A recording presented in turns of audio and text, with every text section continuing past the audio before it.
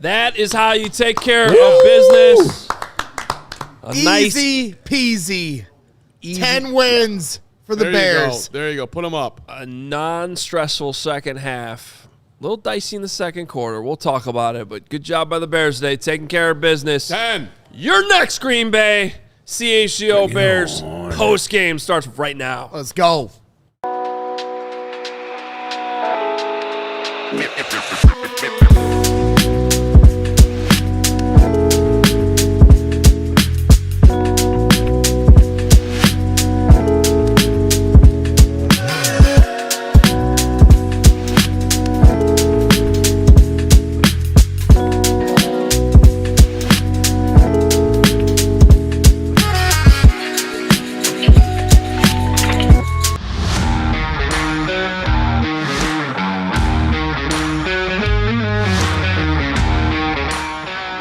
Two, 3, 4, 5, 6, 7, 8, 9, 10. What's up, Adam Hoge, with your prediction? This is the CHGO Bears post-game show. Bears smoke the Browns. We are driven by Toyota. Let's go places. And Bet365. Whatever the moment, it's never ordinary. Use that code CHGO365 at sign-up. We all picked the Bears to win, but some of us had them winning by 1. Some of us had them winning 10 games to start the year. And all of us are ready for the Packers, baby. What a performance by the Chicago Bears. Letdown game, my sandwich game. Just hold your horses. You want to get to your instant reaction because you're on the verge. All right, actually, let's not do that. Let's do it because you're right on the edge. Yeah. The Adam Hoge instant reaction, proudly presented by our friends at Toyota. Let's go places. I gotta be honest with you. I need to go on a little rant here for a second. I can't wait. Let's go. Yeah, please excuse the victory lap. Oh, the Browns defense, they're so good, and Shedeur's going to outplay Caleb, but get out of here. That Browns team sucks, and they showed them exactly who they were today. The Bears defense was dominant. Good job by them. It got a little dicey in the second quarter, certainly not the best offensive second quarter. The Bears could have put them away way earlier than they did. Regrouped at halftime, just took care of business. Ben Johnson said it all week. This is the most important game. Got to win it. Team went out there, listened to the head coach. Dominant performance in all three phases. That's what they needed. Not much more. They really don't need to say much more than that. That was a bad Browns team. Yep. The Bears are a good team. They have 10 wins. They took care of business today. Bring on Green Bay on Saturday night. Love what I saw today. Obviously, was everything perfect? No. But they improved on a lot of areas. The big thing is the quarterback position. We talked about him being more accurate. And what we saw is him deliver dimes. There was one throw where he kind of missed Zacchaeus when he slipped. But other than that, I thought he was pretty good. I mean, the ball to DJ Moore, that's one of those attaboys, right? Like, when you do it, great. I mean, just the cojones for him to deliver that ball. They got the running game going with Swift. Swift looked awesome there, and I know him and Manungai have been splitting the carries. But we saw him have like an extra gear today. Defensively, the pressure was finally there, something they've been lacking. I know this offensive line has been banged up, but Austin Booker had 2 sacks in the game. So love what I saw from the defensive line. Was it perfect? No. But I think going into Green Bay, I think it gives them a lot of confidence. Yeah, I mean, let me just get my reaction here out of the way quick because we've got about 9 minutes before the other games in the NFC North start. And honestly, that's what we're looking at now. I mean, this is officially playoff picture talk. We can talk all we want about this Browns game. We can talk about, a guy like Austin Booker who continues to have good flashes here. The Bears ultimately did what they had to do today, and that was not play with their food. They won this game convincingly, and we just, honestly, we can talk about this game, but we're just pushing it away. It is now Packer week. Packers got the Broncos to worry about, but we're now worried about the Packers. And the Packers come up here on a short week here on Saturday at home, and I couldn't be more excited for the opportunity for this team. Shout out to Ben Johnson, who walks into Hallis Hall 11 months ago and talks about the process of building a great team and says, no, our expectation is to win now. And maybe some of us were like, 9 wins, okay, I'll take that. No, he said, screw that. I'm going to win 10 games this year. Screw that. I'm going to win 11, maybe 12, maybe even 13. And Ben Johnson has created and opened a window of opportunity for this team that I think most fans probably did not envision going into this year. This coaching staff has been remarkable. They've had to deal with a ton of injuries, even including today before the game even started. And yet they just continue to chip away at the opportunity to get into what is easily, probably in my opinion, the hardest year to make it into the playoffs in the NFC. And if they can get there, they're right there. They're right on the cusp. Not there yet. They got to finish the job here and get in the tournament. But once they get in, this team, to me, has exceeded so many expectations to be ahead of schedule the way they are. I just could not be happier that Ben Johnson is the head coach of the Chicago Bears. Good, better, best all day. Yeah, shout out to Ben. We won't talk about how much Greg yelled at Ben in the middle of the game today. Yeah, we will. We did not have a watch along, so it's not documented. Yeah, it was Run bad. the ball. Run the ball. Don't fight your identity. But I agree. I think today was a day where he wanted to work on something that they've been lacking, is the passing game. Sure. And what do we see? Improvement in there. So it's okay, buddy. All right. Listen, I'll give my deep dark take in a second here, but listen. This is a deep amazing take. Okay. This is a celebration day in my mind. The Chicago Bears have won 10 games. That's an incredible accomplishment in year 1 of Ben, year 2 of Caleb. I thought today's performance was fantastic, but I think we got some big money super chats coming in here, so I'd rather just get right into that, celebrate it with our friends at Toyota. Big money super chats brought to us by Toyota. Let's go places. Does that say, well, let's do the Craigulator first. Ready? 3, 2, 1. It's time for the Craigulator. It's time for the Craigulator.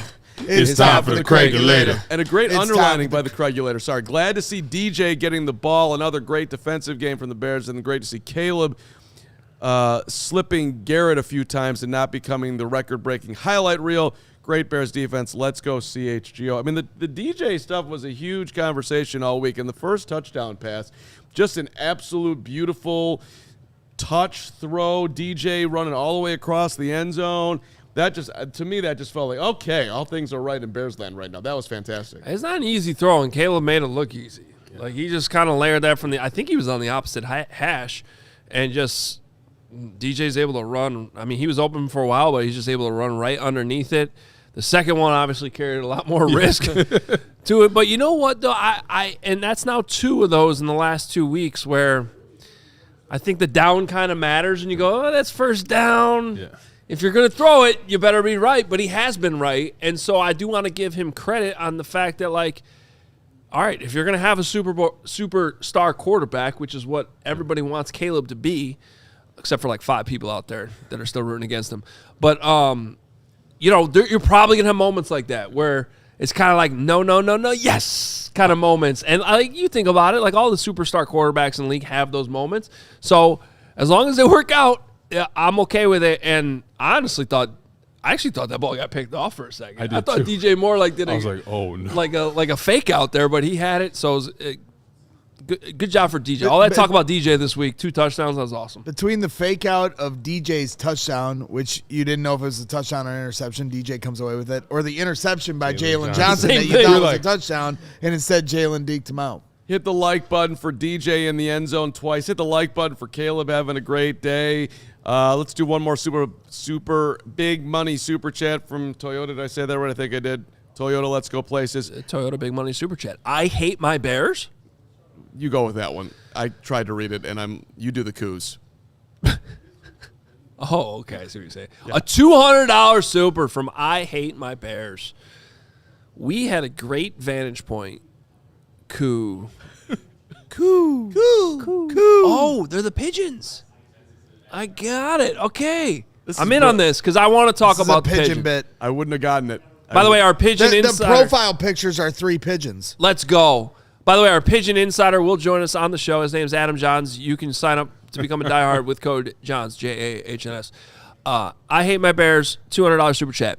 We had a great vantage point. Coo. Couple points. Coo. That was not a hold on Smythe. I agree. Coo. That was not forward progress on Sanders' fumble. Myles Garrett will look great in navy and orange. Love BJ, but some of those calls will cost us games. Bear down. I thought the Pigeons were the MVPs today. You know, they were battling. That was the craziest thing I've seen. I tweeted this earlier, but if anybody has been on a CTAL platform in winter, knows that those pigeons do not give a you-know-what. Yep. You could basically pet them, and they're not going to move. So, good shout out to the 4 pigeons that were on the field. Well, today. it was reminiscent. The Pigeons always know when it's going to be a blowout, because if you come to our Friday 120s at Wrigley and you're in the bleachers, when it's a blowout at the end of the game, the Pigeons are always circling because the bleachers start to clear out. And they know, hey, time for the feeding because everyone's kind of moving out. They can pick up Greg's nachos. Yeah, they can get the hot dogs, the nachos, the whole bit. And they knew this in the first quarter. They knew what I think, honestly, we deserve a little bit of pushback against everyone. For everyone, we all picked the Bears to beat the Browns, but we didn't pick them to win by 40 as we should have. And the Pigeons knew right away, second drive, they're just sitting on the field like, this is going to be a blowout. I'm just sitting here waiting for my food, so shout out to the Pigeons. Yeah, and I mean, honestly, hit the like button for the Pigeons. They battled today. It wasn't easy out there. These Pigeons could have flown south for the winter. I don't know, Pigeons probably can't do that. But no, they don't do that. But like they could have in some weird land, and they didn't. They hung tough. Well, they actually did. They flew south from Green Bay. They didn't want anything to do with Green Bay anymore.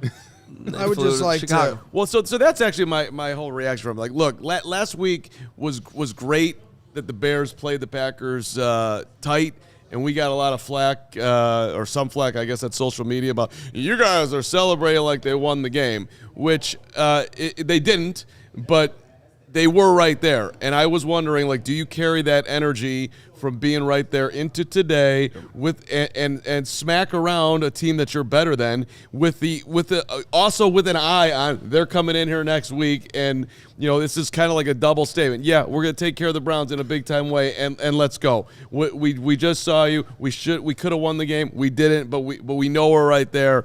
And hey, we're about this right now. And to me, the Bears just showed, at least part one of it, that they were about it today. You had plays all over the field. The defense was fantastic today. DeMarco Jackson, like Dennis Allen had a great day dialing stuff up. And, you know, Caleb was fantastic today. They really, balls down the middle, balls in the end zone, in control of the offense. There was a lot. I mean, it's hard to find something to not like today. But as much and I get that, but as much as there were things that they could have worked on in this game, and they did to an extent, like this to me felt like the 4th preseason game. All due respect to the Browns, but like I don't really know how much you can take from a game like this in terms of what it's going to translate to a team like the Packers.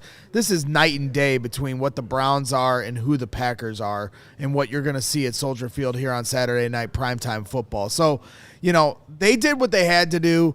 I think there's more unfortunate. As much as we should celebrate 10 wins, I think there was probably, as much as there were good things from this day, the worrisome of this day is losing Rome 10 minutes before kickoff.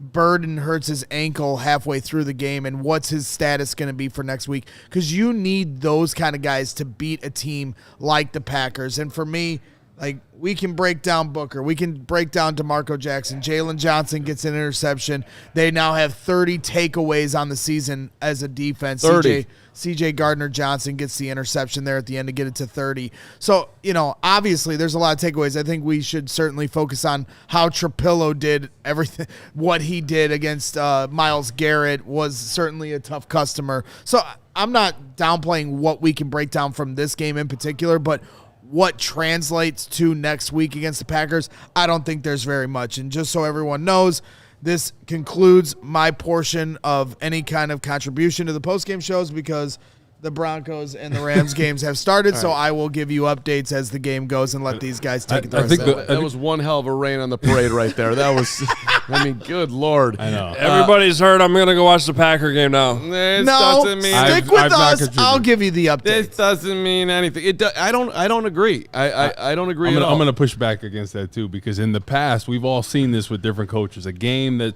a for sure win, they didn't go out there and handle business. Yeah. They belt to A. Yeah. What Lance Briggs says over there. That's what they did all day. Was it perfect? No. But they came out there. They started fast. We saw accuracy from the quarterback. We saw Ben Johnson in his bag, play calling at times. We saw the receivers and Caleb on the same page, right? We saw the defense continue to get turnovers. We saw the defensive line finally get some sacks. And all that is building momentum going into this Green Bay game. So, yes, was Cleveland a good team? No, not at all. But I think the thing is you still have to go out there and execute. And in the past, normally this game would probably be tighter or the Browns would have had a chance to beat us. Well, I mean, and the one thing I will say is Cleveland's defense, when healthy, is one of the best defenses in the league. Now, today they weren't necessarily healthy. You don't have Denzel Ward out there, which certainly presents a challenge. That being said, Caleb can only go against who's out there, and he did show up and elevate his game from what we've seen over the last few, where he's throwing with anticipation, throwing with not just precision, but leading his receivers. You're seeing great catches by Colston Loveland. You're getting the tight end involved early, and you're seeing some things today from Caleb Williams that I think have been absent over the last few weeks. So if you want to talk about a get-right game or get Caleb back into a rhythm, I think there were some of those remnants here today. It's the first time that he's been over 60% completion percentage since the Baltimore game, which was in week 8. The Cowboys game was probably pretty high. And he did it in the Cowboy game. The Cowboy game, he was at 67.9. That's his high on the year. But the Cowboy game is, if we want to reference that game, this is the first time the Bears have put up 14 points in the first quarter in a game since the Dallas game, coming out and looking like a viable playoff team. By the way, most likely one win away from making the playoffs. We've gone through that. I mean, they're literally one win away from being a playoff team from a 5-win team last year that was borderline the laughingstock of the NFL. Starting at 0-2 as well. What's it? Starting at 0-2 this year. Yep. Don't do your jinxy weird things. Stop saying one. They're not one win away. They're most likely. Until they're in, they're not in. They're not one win away. Stop saying that. I'm not going to have that. We don't need to go off the rails. Ben Johnson said they were one win away. Well, he's wrong too, and we don't need to get into You're going off the rails. I'm not going off the rails. Well, quit There's no saying rails. they're one win away. It's false. I said Why most you get likely. so sensitive there? Because I don't like it's jinxing. Yeah, Stop okay, saying that. Okay, just you can. You know watch what I don't like is that it's 67 degrees in Denver right now. I What agree. the How hell? does that I turned happen? on this game. Everybody's in short No, all right, sleeves. stay Can't see the breath. No, I am staying focused because I'm letting everybody know that this is where you want to be during this Packer-Broncos game. We're going to keep you updated throughout this game. It matters a ton. We're going to give you the updates. We're going to talk Bears. And Braggs is going to be here doing brick by brick later, too. I literally have. I've got the Rams game on one TV. Then I got the Broncos game on this TV. Me and Woot will keep you updated. There you go. These two can break down the Those game. are not TVs. Couple more big, That's a tablet and a phone. big money super chat. Let's get Huss in the opening block here. Huss. You're feeling good today. Huss. I think you feel good every day. Huss, $100 from the Huss. What a solid win. Broncos need to take care of business. Now, great coverage, guys. Let's go. Let's throw the $50 in there from us. A total of $150. I'm about 20 minutes away from Broncos Stadium. I guarantee they'll hear me screaming against the Packers. That's a good effort by you, Huss. Get in there. Be a great game. And look, either way, just a reminder, either way, the Bears will move in front of Green Bay if they beat them next week. So, obviously, love to see them lose, but Bears are in control of their I'd rather destiny. them win. Let's do our franchise focus in a second. We'll take a deeper dive on Caleb. That's next, but first. A shout out to our friends at Bet365. I was all over Bet365 today.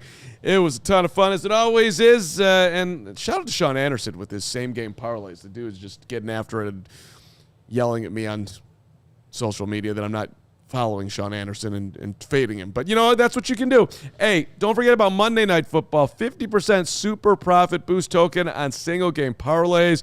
Double your winnings on parlays with Bet365 100% parlay boost. And download the app to do all this. Use the code CHGO365. There is breaking news from Bet365. New customers get $150 in bonus bets when you bet $5, win or lose. You sign up. Use that code CHGO365. Deposit 10. Make a bet for $5. $150 in bonus bets. You can bet on anything. Spreads, totals, players, props, futures, or more. Whatever the moment. Never ordinary at Bet365. You do have to be 21 or older if you or someone you know has a gambling problem. Crisis counseling referral services can be accessed by calling 1-800-GAMBLER in-app only. You know, Carman, when I was a kid, I had dreams of sitting right here doing a Bears show. With me? That part. Might have been a Bears player or I don't know. a respected member of the media. Well, whether it's with you or with Jahns or with the Bears player, with Cole. Yeah, there you go. That was a dream. The point is that it would all lead to merch, and there would be a merch store, and it would be run by Shopify, because that's what Shopify does with your dreams. Shopify. If you are thinking about starting your own business, Shopify is the e-commerce platform behind millions of businesses around the world and 10% of all e-commerce in the U.S. Think about that. Shopify even powers the CHGO merch store. So turn your big business idea into wow. with Shopify on your side. Sign up for your $1 per month trial. Start selling today at shopify.com/allcity. That's shopify.com/allcity. Do it. All right, on to the franchise focus here. And look at Caleb Williams. 17 of 28, 242 passing yards, couple of touchdowns. Didn't throw a pick. The sweet zing on the first down with the 7 guys in the end zone. Somehow it found its way to DJ. The touch to DJ just looking like a stud out there. I thought he had a great day. Good parlay call out by you on Bet365. Winner Pregame. Cashing on the Caleb. It was $200 or 200 yards. Excuse me. 200 yards and a touchdown. That was it. 200 yards and a touchdown. There, you're getting basically 3-1 plus 275. Free money, cha-ching. Thank you. Took it. Yeah, we're got Bet365. I think the biggest takeaway from this was accuracy. It's something that we haven't seen very consistent in any particular game. We saw sometimes a good first half, sometimes a good second half, but never could piece it together. From the first quarter all the way to the fourth, we saw accuracy from him. So that's the one thing that's been missing, because at times you're like, man, this guy looks like a Patrick Mahomes type with his escapability, what he can do, the arm strength. And at times you're like, what the heck is going on, right? Missing receivers, high or low. But I think we saw consistency. It doesn't matter who's playing out there, but the thing is they executed it, loved the game plan, the mixing and matching of the run and pass. I thought he was tremendous out there. I thought this was his best game besides that Dallas game. You know, he said earlier in the week that, yeah, I don't really get bothered by the cold. I don't get bothered by the weather. I'm kind of like, really? Sure about that? This is going to be brutal.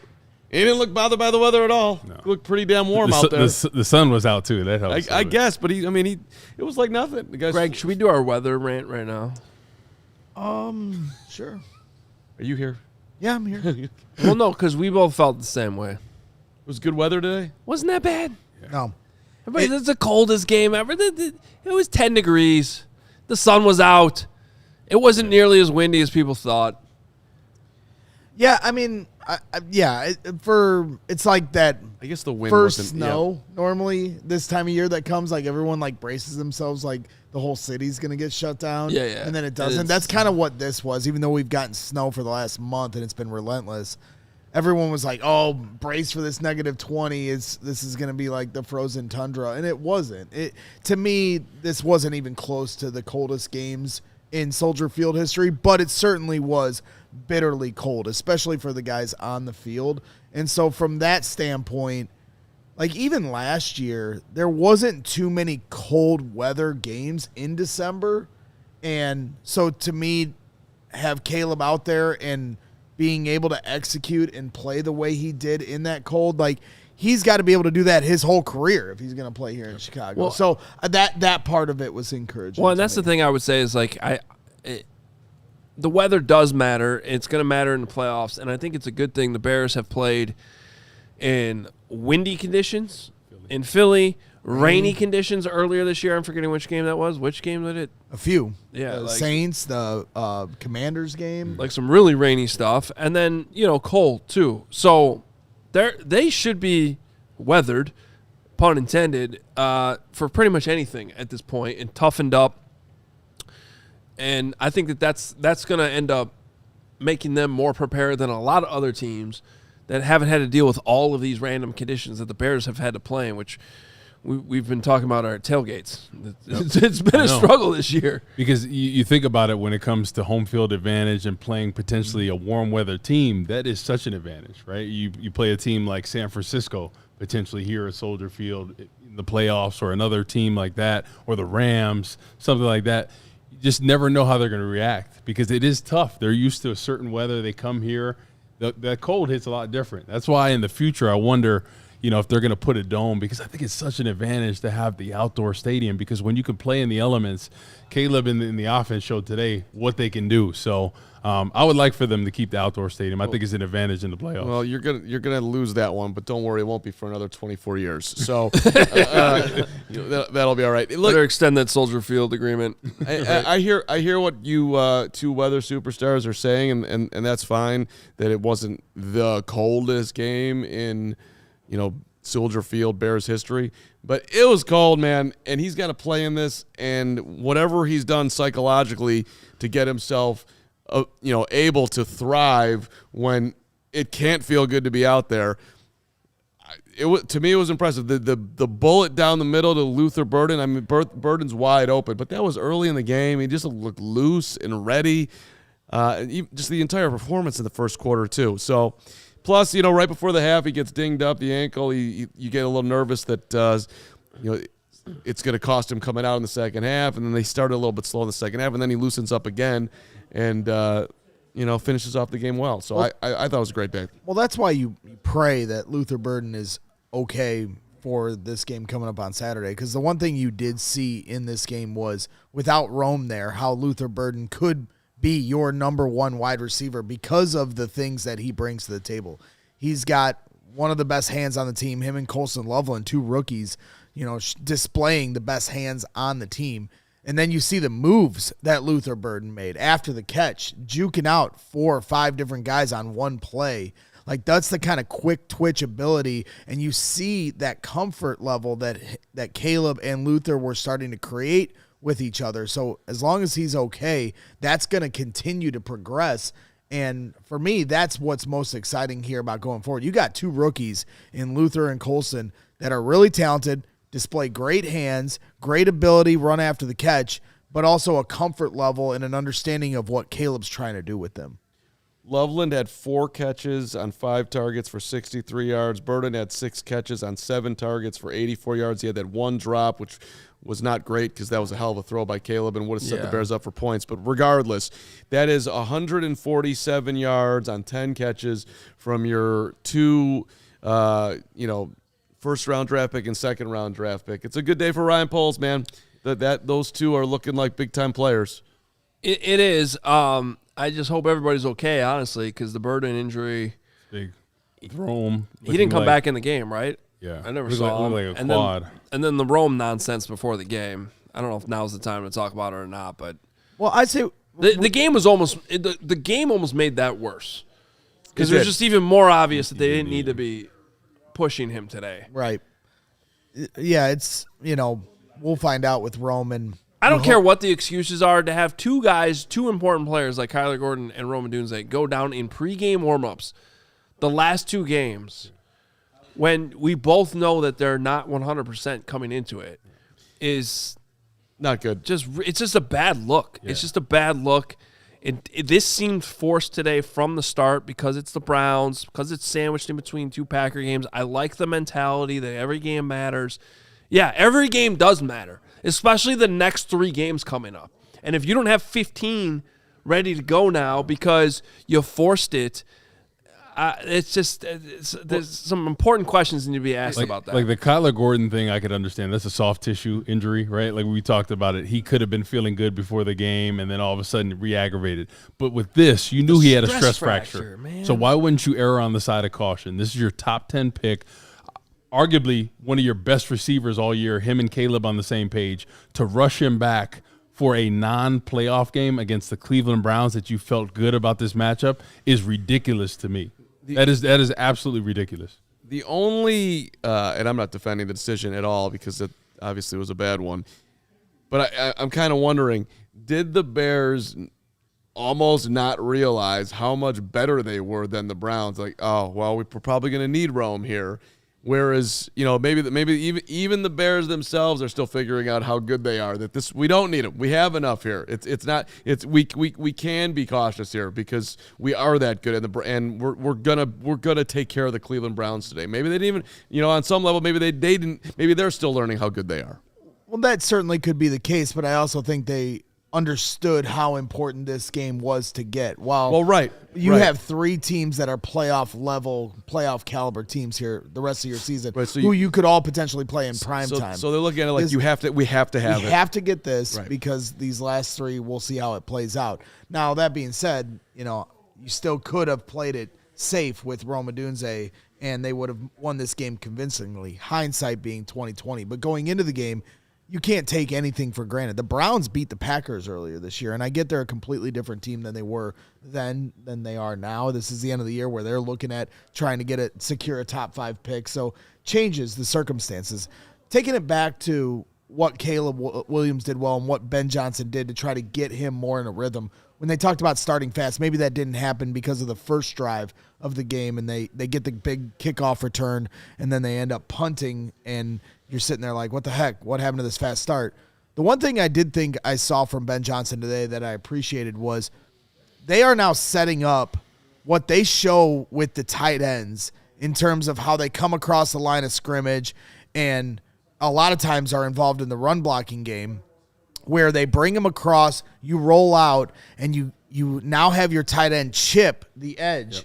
And instead of staying with the edge, slip out, and now you give Caleb Williams an easy dump down to Cole Kmet or Colston Loveland. Like, those are the kind of layups that you can then get your quarterback into a rhythm. And they dialed up at least 4 or 5 of those today that I think help kind of Caleb get into his motions. And I think his touch was awesome today because in previous games we saw those kind of throws he'd miss, whether it was Monungai or Swift coming out of the backfield or a tight end.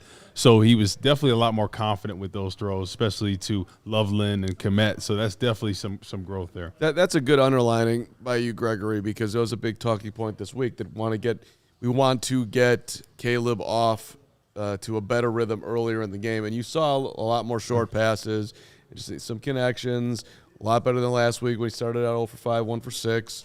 So, and then he ends up having a day where he's over 60% for the first time in 9 games, whatever it is. It's less than that, but you get the point. So, good job, Ben Johnson, right? I mean, yeah. Exactly. Should we get to our players only? So he finishes with 17 and 28.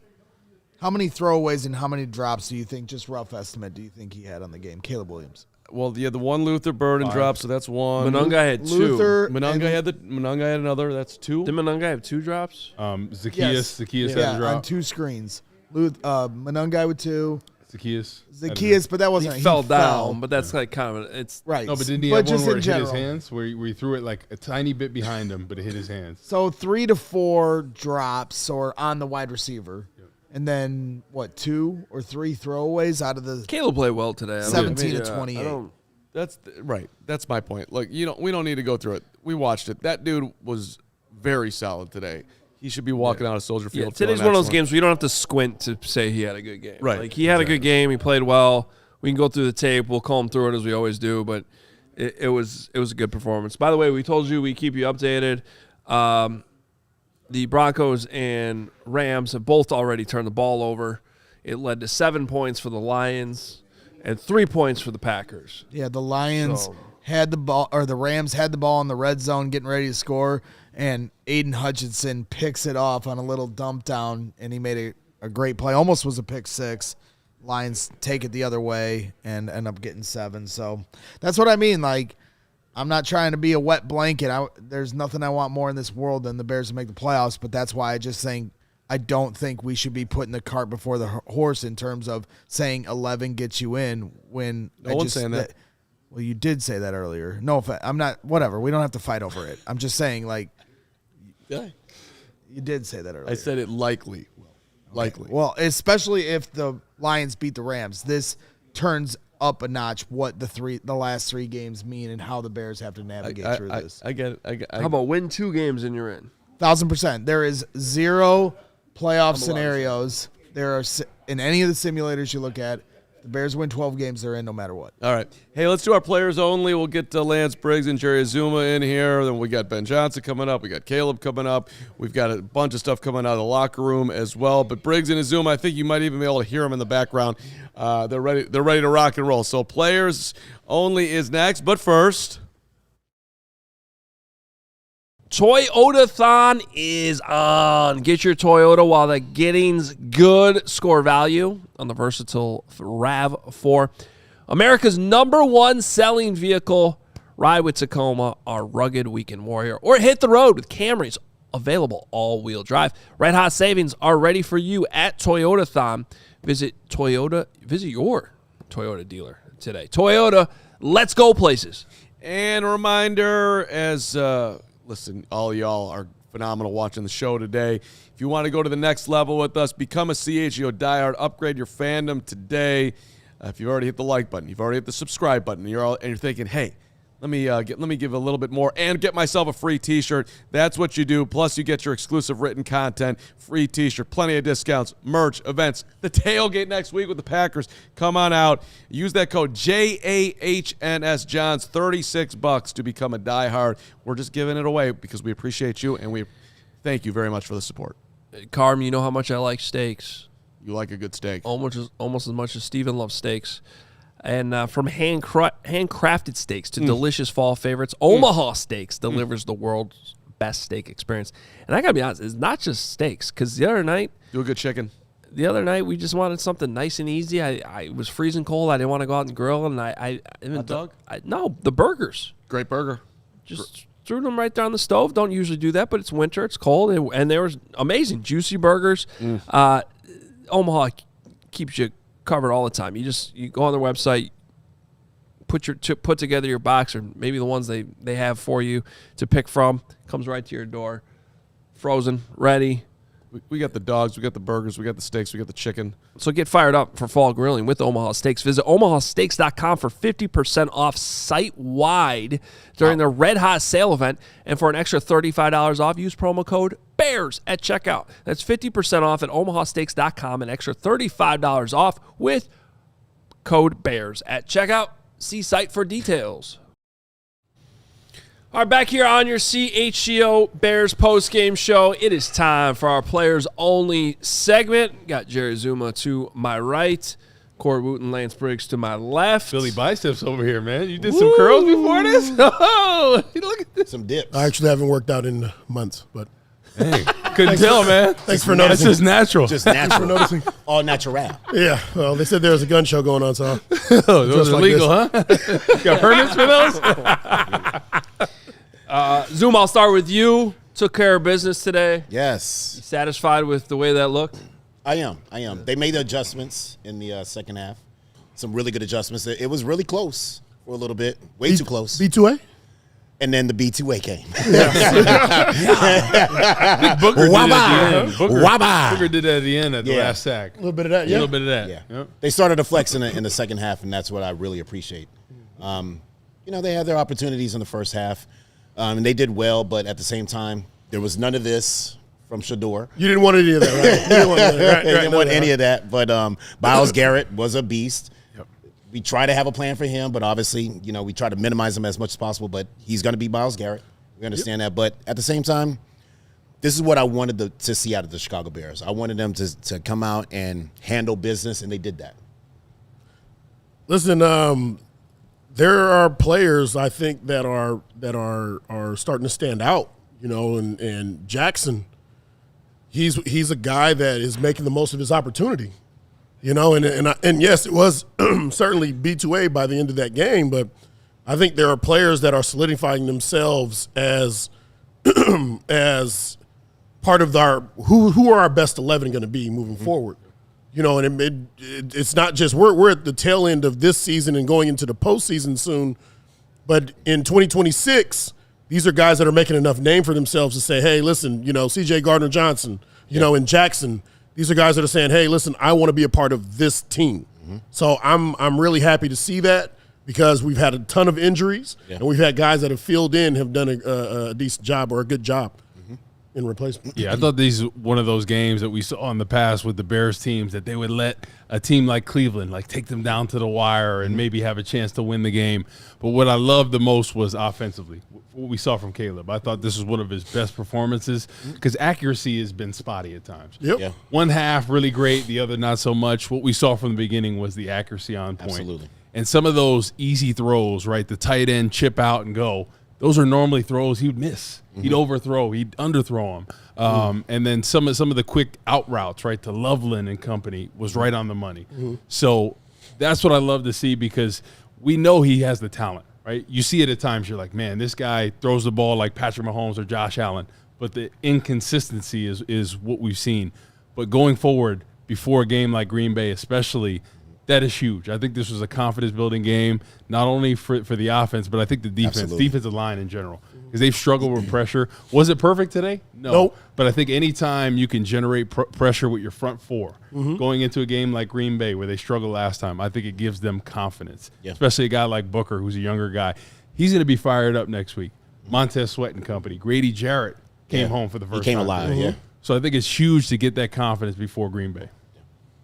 Yeah, I mean – I want to circle back to the defense for a second too, because Briggs, I asked you this question during the game. I kind of want you to share your answer again with the audience. Just DeMarco Jackson, this has been pretty tremendous. I mean, when Tremaine Edmonds went down, that seemed like a big deal because he was looking like he was having a Pro Bowl season. Yeah, and Jackson steps in and he just seems to be playing fast, playing with instincts, finding the football.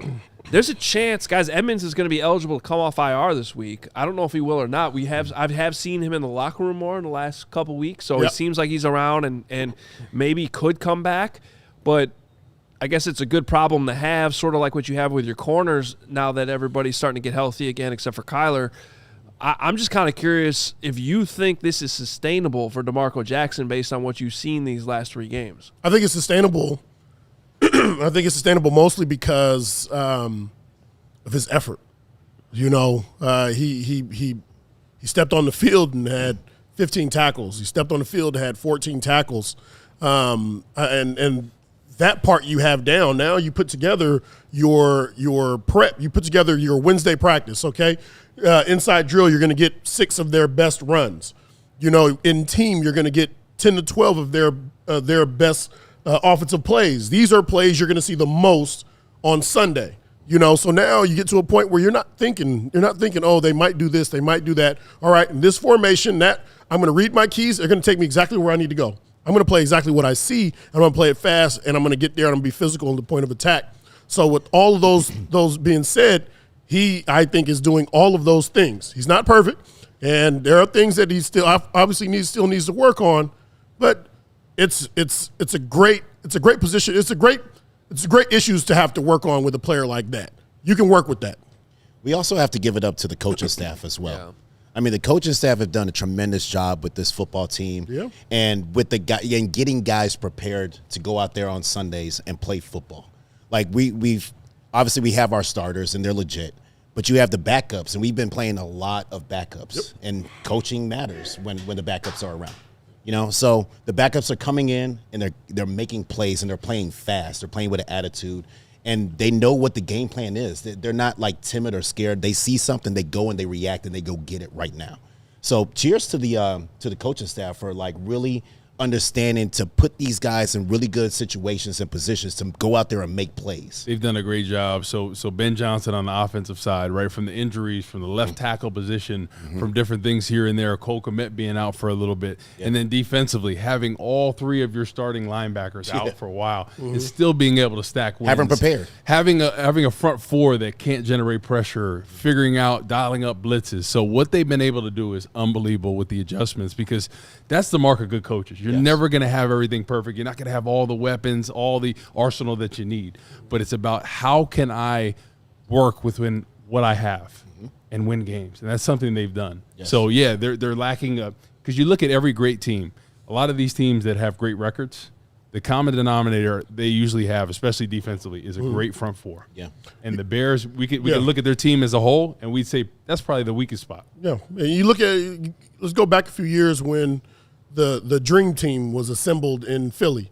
You know, they had a plethora of talent, but the coaches couldn't pull it together. Right. Yep. You know, and so coaching is huge. You know, when you have a team and this team, you know, they've been building this team for a little while. You know, from the traded draft picks and having been able to have numerous amount of draft picks and capital, you know, to spend.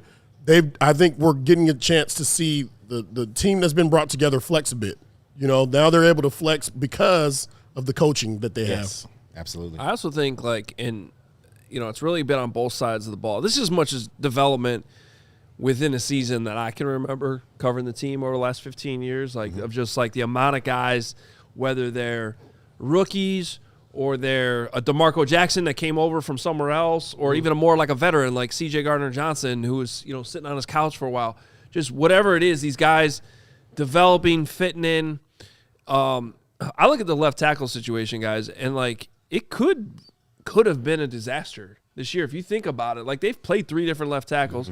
We forget about Braxton Jones. Theo did an admirable job when he was in there. Then they're like, all right, we got this second rounder. You get your opportunity. And it definitely was not perfect today with Ozzie going up against Myles Garrett, but that's Myles Garrett. Myles Garrett. You know, and I feel like they're surviving, and you know, the coaching point with him is probably going to be you were reacting too much. You were catching a little bit too much instead of being more aggressive, which I remember Dan Rochar, the offensive line coach, talking about back in August being the problem when they moved him back to right tackle. Yeah. That he just – so clearly they've worked on that where it's gotten better. It's still not perfect, but they can work with it. So, I mean, do you feel like – I don't know who wants to take this, but do you feel like they can continue to survive with their left tackle situation? Because – here comes Micah Parsons again.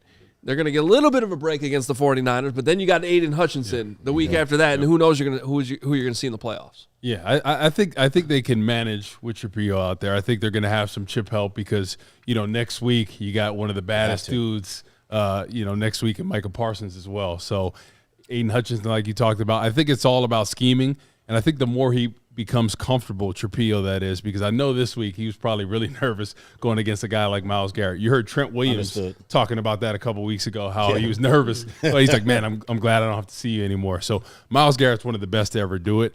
But I think they can win with Tripio. It's all about him getting comfortable, getting the chip help, especially knowing your matchups and when you can help him out. But, you know, it's also he's putting together the resume of what to do against him. You know, so when you look at, okay, we're going to chip him, but he's going to sit back. He's going to kick back and sit back. That's exactly what we want him to do. So if he's going to do that, let's get him in this situation where we're going to get him to chip. And what we're going to do, you work your move off of him. All right? It's going to work it worked for Myles. Micah, it's going to work for you. Right. You know, so there's a little level of concern when we go in and we play the Packers because there is a recipe for that. And a lot of times, you know, when you get chip help, it's supposed to nullify you. They got chip help, and he was getting a sack. You know, he was getting to the quarterback. But the coaches also understand that that's a deficiency that he has. So they're going to scheme some things also to make him not really out there. Yeah, get him exposed some to being draws, out there. right? Get them all balanced. And they've done a great job with that all year long, you know, with the schemes. So, like I said, shout out to the coaching staff for really understanding how to put these guys in positions to win. Yeah. Great stuff, guys. A lot more coming up. Brick by Brick after show as soon as we're done here on the CHGO Bears post-game show, which we're not. But when we are, Jerry Azumah, Lance Briggs with Greg Braggs, who is locked in on the Lions and Packers Super over locked. there and occasionally yelling in the chat too, which is he does that really well. We appreciate everybody watching. Hit that like button. Hit that subscribe button. Yes. We're going to take our last time out. We'll hear from Ben Johnson when we come back. Got a lot more coming up, so don't go anywhere here on CHGO. But first, Nothing better after a Bears and Browns with the Packers on deck than our friends at Sunnyside. Get it going on. Yes, our friends at Sunnyside are here to elevate the end of your football Sunday or just into a little Sunday night football. Or, let's be honest, into your Monday. Let's go. Crazy selection of 100 different strains to choose from. There is a flavor for you, and there is an easy way to do it. You can order online or go to one of their many stores across Illinois. Sunnyside has a location for you. But the easiest way, go to their website for Bright Buys every day, including 50% off their first 3 online purchases. That's a great value for you. Use the promo code HICHGO, HICHGO. Put that in on the website and get 50% off your first 3 online purchases. Also use the code CHGO50 if you've already done the first 3 to get special 50% off as well. Sunnyside Dispensary, Bright Buys every day, only for 21 or older Illinois medical card holders. And the holidays are meant for giving. Happy Hanukkah, by the way. Thank you. Day one. But that doesn't mean you can't get a little something back as you're giving out. Get a little something back. That's why you want to check out the Upside app, because between road trips to see family, hosting holiday dinners, countless grocery and gas runs, this season can put a strain on your wallet. But the free Upside app helps you earn extra cash back on things you're already doing, like filling up the pump, grabbing dinner on the go, or making one more trip to the grocery store. With Upside, you're keeping more in your pocket during the season you spend the most. And yes, it's just cash back. Great Over feeling. $1 billion given back to users so far. So check it out. Billion with a B? Yeah, actually, just each week, it's a $1 million cash back. Million with an M? In a week? Upside is giving back $1 billion to its users. To find out how much you could earn, download the free Upside app. Use promo code CHGO. You'll get an extra 25 cents back for every gallon on your first tank of gas. That's an extra 25 cents back for every gallon on your first tank of gas using promo code CHGO. All right. Let's have some fun here. Let's do it. And I am going to control this argument, okay? We're going to turn this like into a courtroom where Woot and I are judge and jury. But these two on the end that love to yell at each other are having a heated debate right now about who they want to win this Rams-Lions game that's going on right now. And even if you're listening to this later, it is relevant, depending on what the outcome actually was, on which is better for the Bears. I am going to let Gregory P. Allen Bragg state his case first on which is better for the Bears, Rams or Lions to win. So, just to easily break it down for you, yes, if the Lions beat the Rams, that opens the door for the Bears to get the 1 seed. But there are other variables of other teams that can get the 1 seed. So for me, while that certainly opens the door, I am also fully acknowledging how tough the path is the final 3 games of the season for the Bears. Not giving them any... They have every right to win their final 3 and go on a 4-game winning streak, take the 1 seed, and finish the season. But realistically, that when you consider what this team's going through in terms of injuries, what their pass rush is, and just who the team is, like, I'm not going to change where my expectation of what a fair expectation of what this team is. And for me, if they make the playoffs, I can't go from the start of the season and halfway through this year knowing what this Bears team is to go from now I expect them to win the 1 seed and now I want the Rams to win this game. The Rams need to beat the Lions, and that way that puts the Lions on the brink of falling out of the playoffs. There are only 8 teams fighting for 7 spots. And if the Lions lose to the Rams here today, that guarantees that at worst, the final game of the season comes down to that final playoff spot. But at best, the Bears could clinch the playoffs before we even get to that final game of the season. Wouldn't that be nice? And then your final game of the season against the Lions, who are now out of the playoff picture, is for seeding, where you could potentially play the winner of the NFC South in the first round. And doesn't that, when we talked about pathways on Thursday, I think we all identified that you could make the argument that besides having a bye, the best seed to have is to be the team that plays the NFC South, which is still on the table just as much as being the 1 seed is. What do they say in Congress? Like, your time is up? Yeah. Your time is You see, the congressman cedes his time to Mark Carman here. Real quick, can we get a poll on this, Steven? A YouTube poll on who fans want to win more, Rams or Lions? Mark, state your case. The Chicago Bears have already had a successful season. You have doubled your wins from 5 until 10. This is not about realistic. This is about dreaming it big. And making the playoffs is super sweet. So is 10 wins. I'm talking about you are in position right now with a diminished NFL. There is no great team out there. Kansas City just got eliminated from the playoffs. Patrick Mahomes, terrible to see, injured.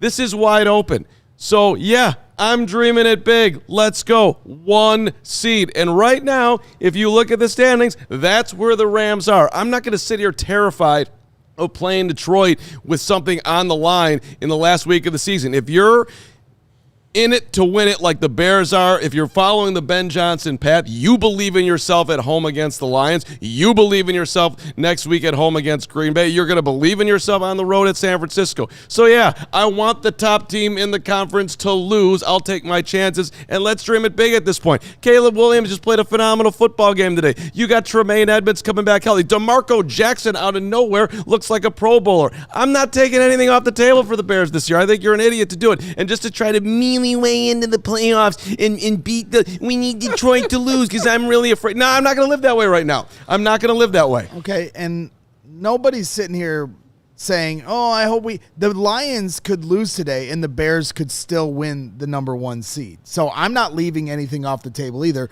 And I'm also not afraid to play the Lions the last week of the season if that's what comes down to the playoffs to get in or not.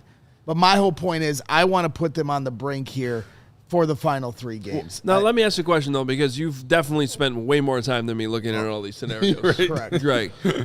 But correct me if I'm wrong, the Rams play the Seahawks coming up. Next week, on a short week. On Thursday, right? Yep. If lost 5. Wouldn't it be better for the Rams to lose today so that you could then root for them to beat the Seahawks? Because the Seahawks could still be ahead of the Bears. You need them both to lose a game. That's what I'm saying. Between the Seahawks, Rams, Packers, San Francisco, it's a muddied vision to that number 1 seed. But it's like, to me, you should just focus on like the highest expectation, at least realistically, should be to win the division. So my take on this is, listening to you guys, is that if you're still scared that the Bears are not going to make the playoffs, you're not feeling overly. See, I'm sitting here confident that they're going to win at least 1. I feel more like they're going to go 2-1 in these last 3, to be honest with you, based on how they're playing, what I think they're capable of doing.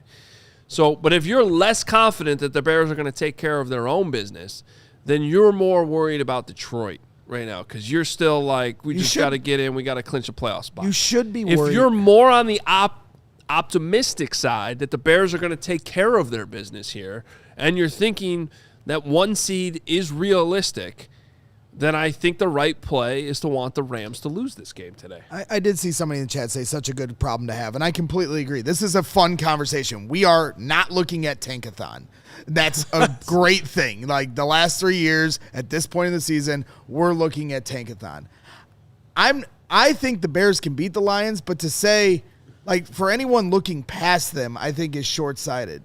The Bears can be a very good team, and these last 3 games are going to be a gauntlet. And they're going to be coin flip games. And I think by saying, oh, I'm not worried, and this has been a great season, I think you're not really truly appreciating just how tough these last 3 games will be for the Bears. And I just think at this point to sit here and say, well, if they back into the playoffs, that's not good. No, if they get in the playoffs, they've earned it. Again, no 11-win team has ever missed the playoffs in the history of the NFC since the 1960s. So this is going to be the hardest year to make it in the NFC playoffs with 7 teams in. So they're going to earn it whether they, quote-unquote, back in at the end or they get in on their own merit by winning the next 2 games in a row. And I don't want to hear, oh, this has already been a good season. I'm sorry. The standard has now changed. I picked them to win 9 games before the year. You picked them a Hoge at 10. You picked them at what? 7. 7. None of us had them at this point. And so well, now, actually, I literally did have them at this point. Well, I'm just saying fair. I'm just saying, no, you had them 10 for the end of the season, right, unless you got them losing their last 3 games. Well, I'm just which saying, you right? don't. You got them I winning don't. 2 of their last 3. I said they're going to win 4 in a row on Hoge and Johnson. That's my point is the standard of this season has changed, which is exciting. Yeah. None of us envisioned a true chance of having a number 1 seed, winning the division, making the playoffs, and that's a great thing. I yield my time. Okay, great, because I have a question. Because I'm going to give you my official stance, and then I want you to tell me who I should be rooting for, and I'm just going to trust you, okay? I'm feeling good about Braggs today. I thought he did a great job at the tailgate this morning. He did. And weathered the elements. And Packers got held to a field goal at 6-0. 6-0. Okay, here my take is the main thing that they should be worried about right now is winning the North. It's that simple. Boom. Win your division, and I can't say this for sure, but I feel pretty confident that the winner of the North is going to get the 2 seed. I think that's a far likely scenario that the winner, unless there's some scenario maybe where that ends up being the Lions, like the Bears and Packers just sort of fall apart, then maybe you don't get the 2. But if the Bears win the 2, if the Bears win the North, let's just put it that way. If the Bears win the North, there's a very good chance that they're going to at least be the 2 seed, which guarantees you 2 home games, the wild card round and the divisional round. Well, if you win the first one, obviously, but you know what I'm saying.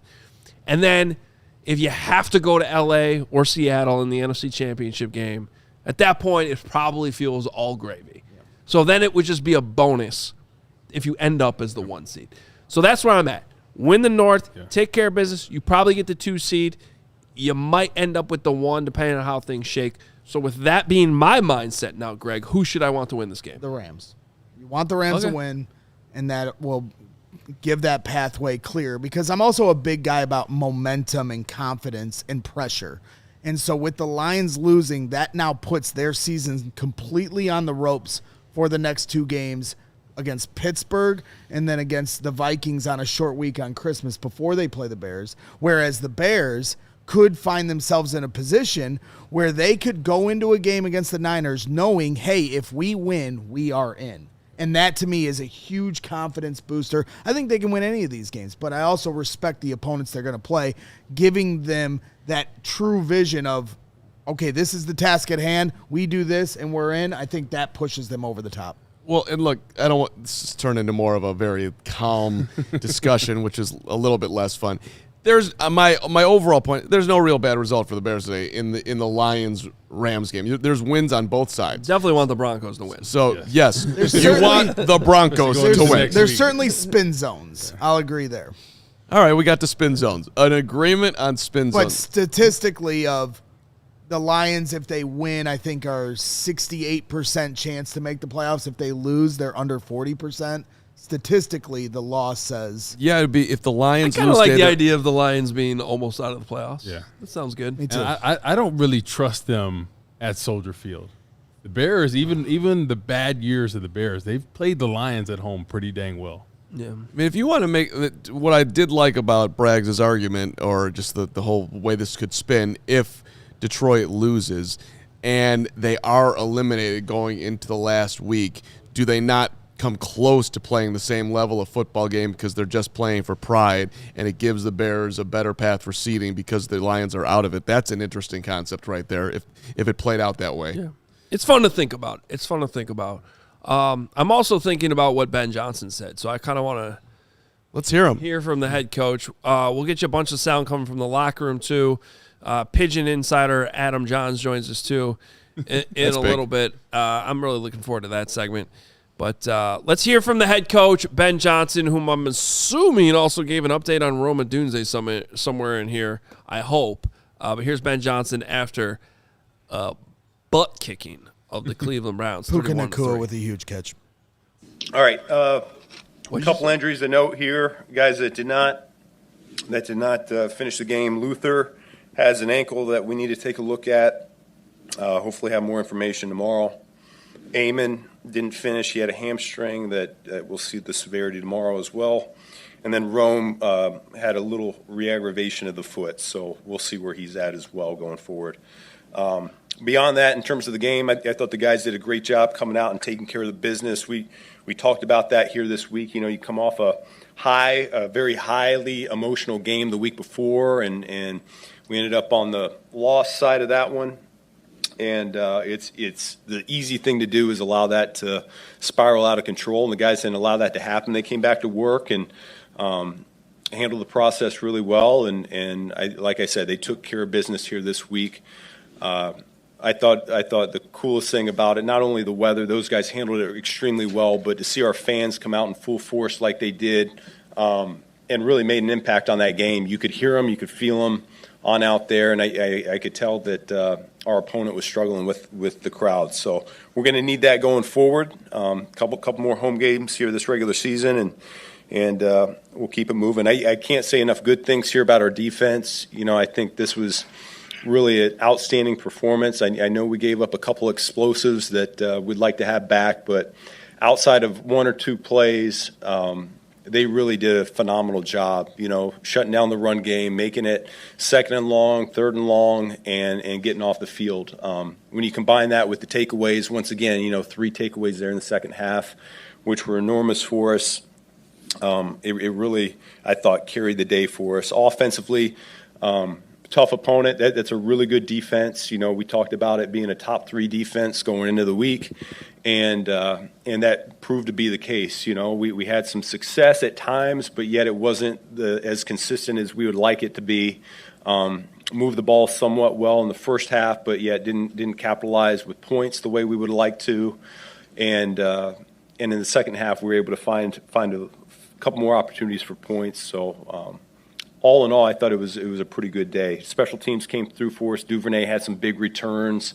Our kickoff unit once again showed why we believe they're a weapon for us, and so that was really encouraging to see as well. So I'm going to go ahead and open it up from there. We see a lot of Caleb putting with the accuracy, just putting the ball where it would lead the receivers into more yards. Did I see that today? Is that what you, yeah. Once again, I got to go back and I got to look at it. Sometimes my perspective doesn't always show that for me, but yeah, I thought he did a good job finding some open guys, and it did feel like we had a little bit more run after catch here this week than what we've maybe had over the last few weeks, and so usually that's a good sign. What was your perspective? A game where everything kind of looks a little better, a little sharper for him, passing wise, can be a step forward after this. Yeah, once again, I got to go back and look and see if that is the case. Where I know our completion percentage is maybe a tick higher than what it's been, so that's a good thing. But we'll go back, we'll find out what we did well and what we need to clean up. But there's a number of areas. You win a game 31-3, and yet there's still a number of areas where we need to address, and we need to continue to get better as a team. What was your perspective on that second touchdown pass to DJ, where Caleb goes right and just makes that kind of ridiculous throw? Yeah, no, it reminded me a little bit of was it Philly that he threw it to OZ in the back of the end zone? He's rolling to his right, and we just barely missed OZ. I think that was Philly, and similar type concept where he's rolling to his right, and he finds the guy on the back of the end zone behind him like that, and I would say 99% of quarterbacks, you tell them don't even waste your time looking back there and trying to make that throw. There's usually bad things that happen, and yet he's got the ability to make that throw. And DJ made a heck of a play there right on the back line as well. So that was one of those highlights. Pretty good chance he was going to play. And how did he?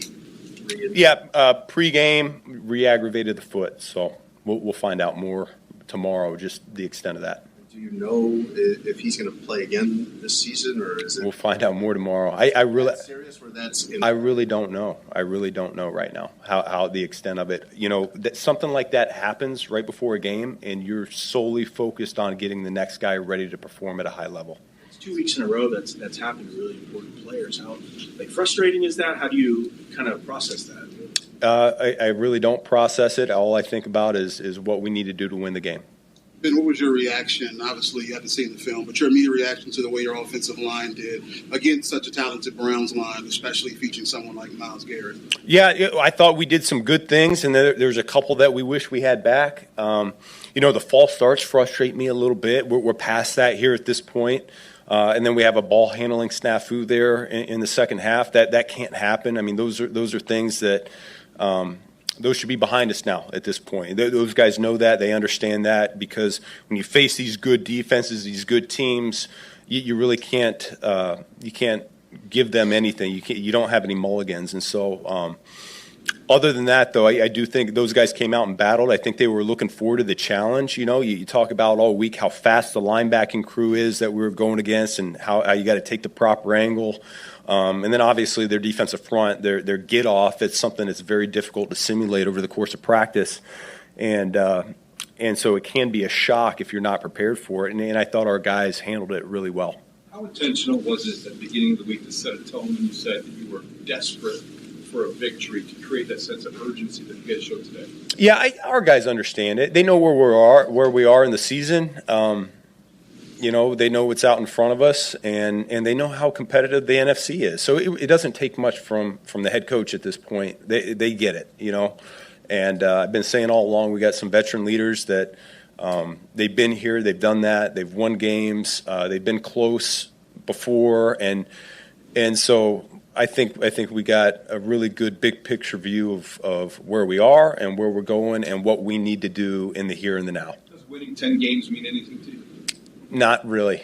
We're on to the next one. It's 10's great, but it's not enough. What impressed you most about DeMarco's play on leaping interception when he tipped it up to himself? Yeah, I think that was a game changer to me. You're always looking for a little bit to spark your team, ignite your team there, and in the second half, that's really what it was.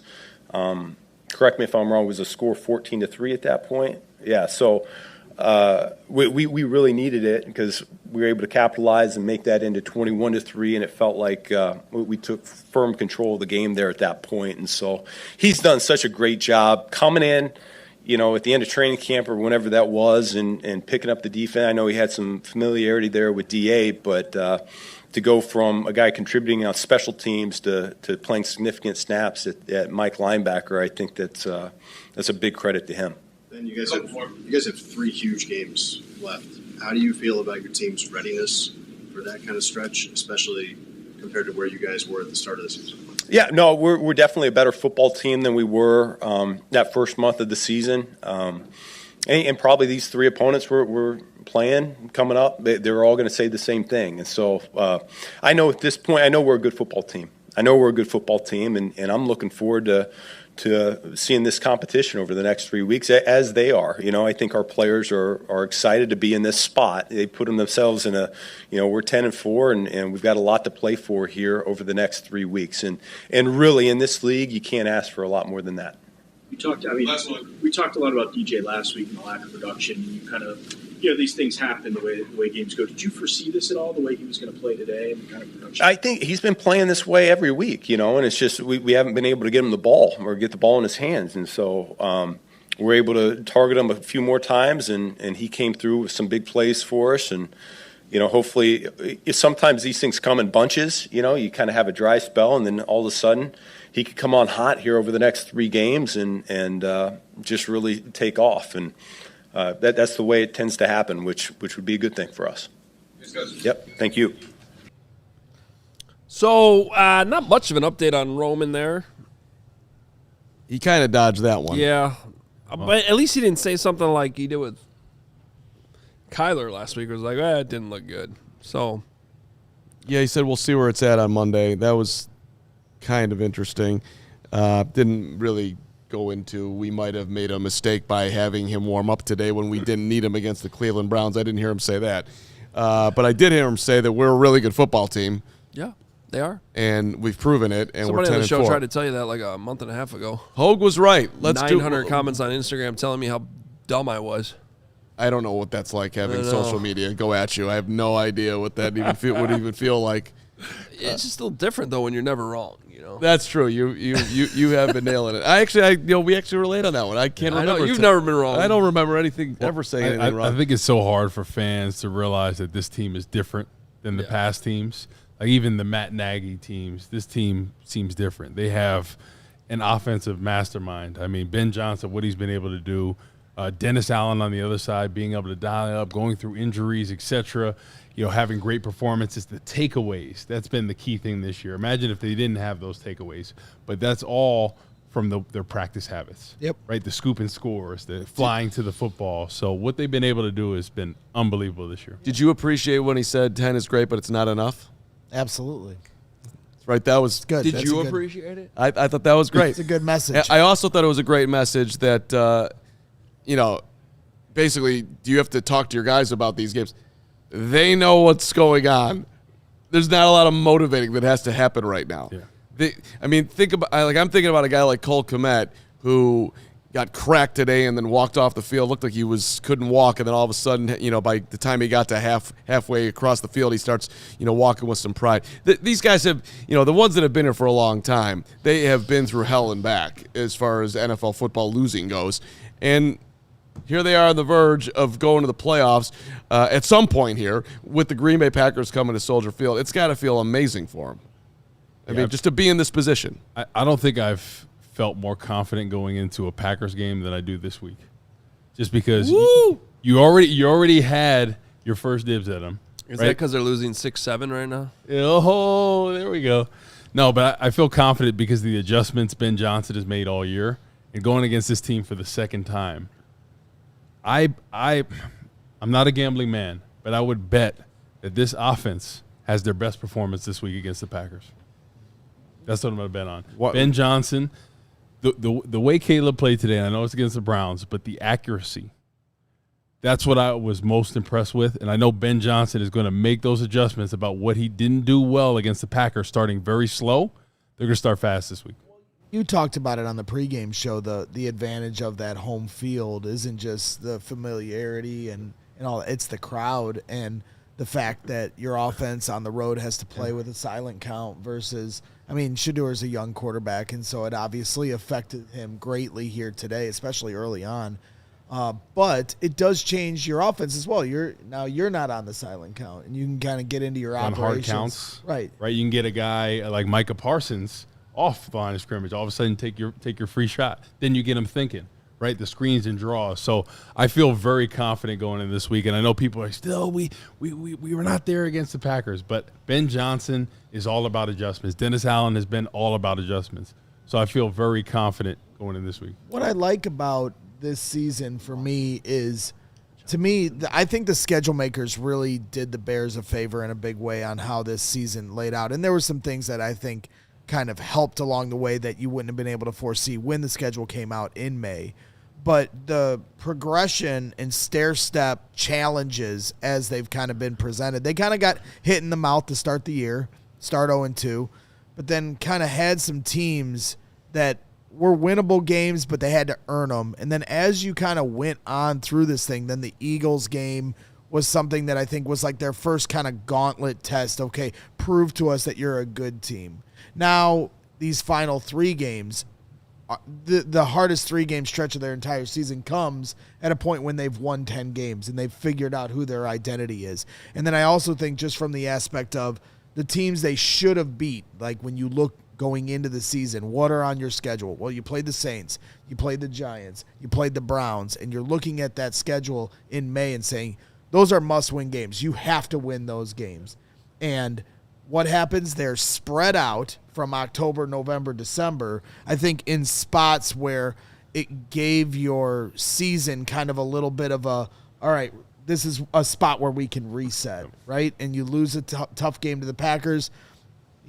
Broncos and Rams right now are Broncos and Lions are fighting for their lives, in tough games, whereas the Bears got to coast in a game against the Browns. At this point in the year, you don't typically have that kind of opportunity. Well, to your point, look, if the schedule had been flipped in a way where you had seen the Eagles earlier in the year, where you had seen even the Steelers earlier in the year before the Bears really found their footing, it could have looked a whole lot different. But you were able to slowly find your way and have the bye week early and come out of the bye week and have an elite coaching staff guiding you along the way. So when the division games hit, yes, you lost the first one to Green Bay, but when Philly hit, you were ready for it. Even I don't like playing that game. Like, you played the Vikings when they were at their strongest or in week 1, and you lost it. The only really brutal loss of the year. But I'm just saying, like, you can move the schedule around all you want. Like, the Bears are taking care of business. Like, they overcame that 0-2 start. Like, I don't know. Okay, put the Eagles week 1. They still lose. Like, it's like, or maybe they don't. Like I don't. It's just still laid out. I'm just saying, like, let's say they didn't. I think he's making a fair point because the Cowboys week 3 were a much different team than they were late November, right? And I'm not trying to take anything away from. Yeah, what they were better offensively. But if you like, Hoge, like Dak was playing better in week 3 than he has the last couple weeks. If you flip the Eagles where, like, say, the Raiders are, that week the Eagles went on the road and beat Tampa Bay. They were a better team then. I don't know what the hell happened to Philadelphia, but something happened. And I'm not, again, we're not taking anything away from it. It's just the way that it fell.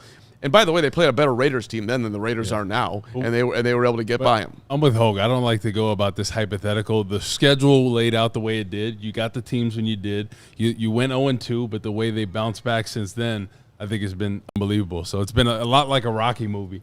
And the great part about it is they got 3 last games. It's just like some of those Rocky movies, right? You got Clubber Lang, you got you got Ivan Drago, you got Tommy Gunn to finish the season. And hey, like Rocky, you come out on top, right? Adrian, I like it. Tom Brady was singing their praises last week for the way they started the game and the way they got back into it and nearly won it. Now, sure, Tom's going to be kind of on the positive side of things, but I'm just making the point to Ben's whole thing that we're going to be playing our best ball at the end of the year, best ball in December. I mean, they're doing it. And you got your 3 toughest games. So, Packers just had a touchdown to Josh Jacobs to take the lead. 13-7, I believe, is the score of that game. And then the Lions took a lead here a little bit ago and are up 17-14. Rams have the ball and are driving. And to all of us who are dominating in our recreational tennis leagues, They scored after they did decline that penalty? Yeah. And or losing. Phillip Rivers right now is 7 of 13. That's another game we should be keeping our eye on. For 50 big yards. Colts 6, Seahawks 3. Let's go Colts. Uncle that would Rico. That would be a huge win for the Bears. Come on, Phillip Rivers. Do it for all the old people out there still getting after it, damn it. Phillip Rivers is my guy. Okay, fine. Now, are you all right? You want to go out to Soldier Field and talk to? I do, yeah. All right. I just have a burning question for Adam Jahns. It's really the only. Where the hell did the Pigeons go after halftime? Hold on. Let's do this together. Let's go look for them together. We're you looking see them out for there pigeons. anywhere? This is investigative reporting. I think that lady down there is looking for pigeons too. You see her? Is it like the pigeon lady from Home Alone 2?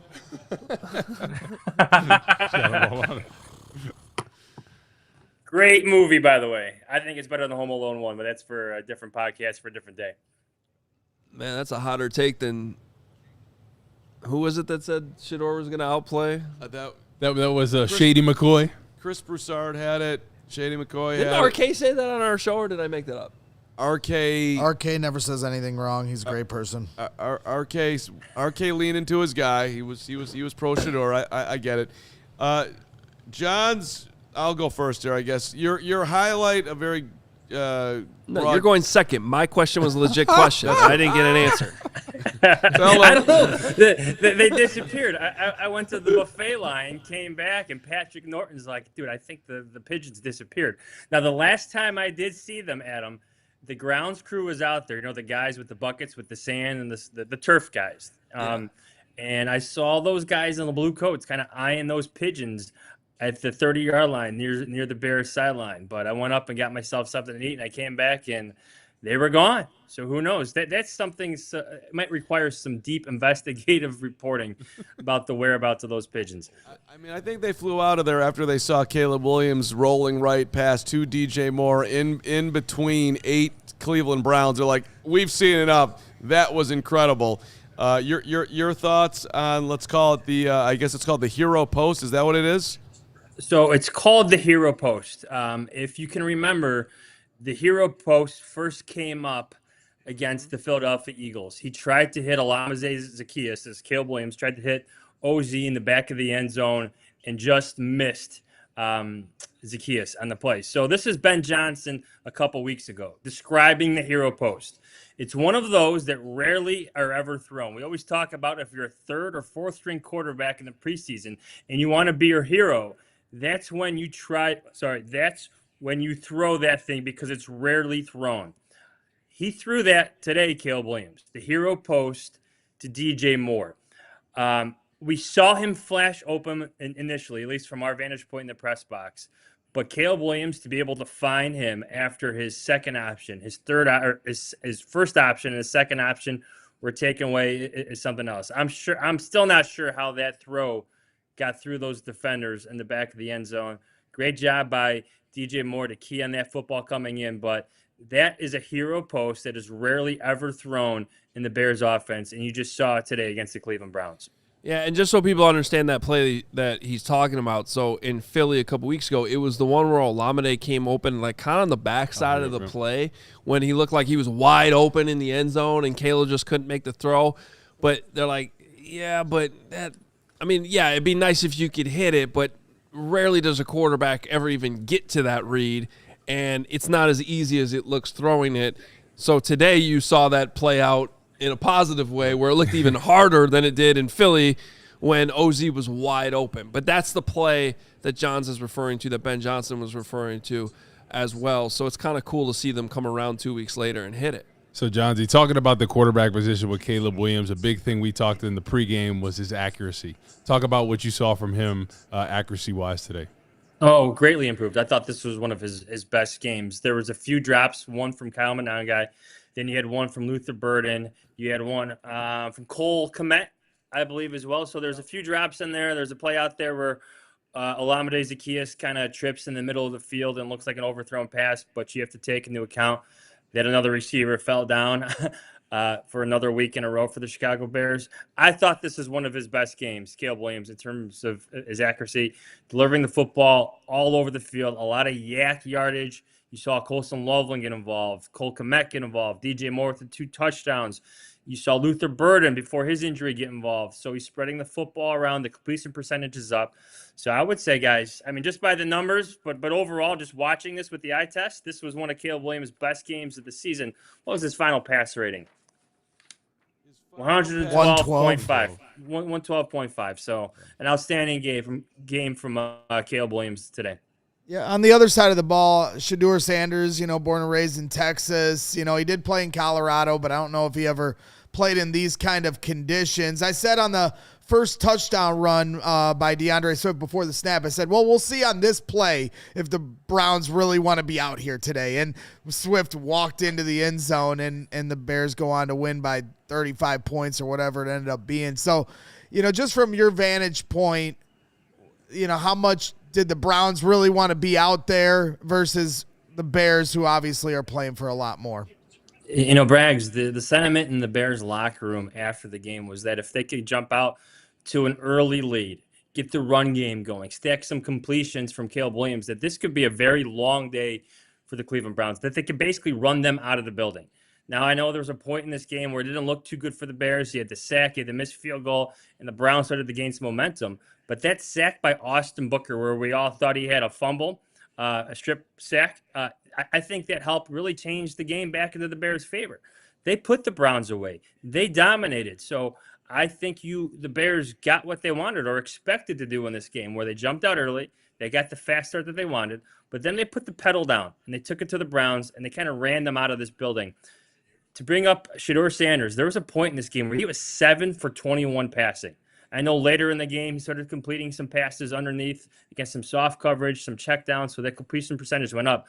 But the Bears were after him. He was struggling against everything that Dennis Allen was throwing against them. Of course, he had the sacks and the 3 interceptions, so a long day for the rookie quarterback against a veteran Bears defense. Johnsy, it was good to see Jaylon Johnson get a pick. I mean, he got beat on the play, but then he was able to recover, and the ball was bobbled and ended up in his hands. What's your read on the I guess, Bears' #1 cornerback, although he's not quite really at, obviously, Jaylon Johnson, quote, level? No, he's not at 100% yet. Now, I think we have some video from Jaylon Johnson. Did you want to play that right now from the locker room? Sure. Yeah. Let's do it. All right, let's hit it, Steven.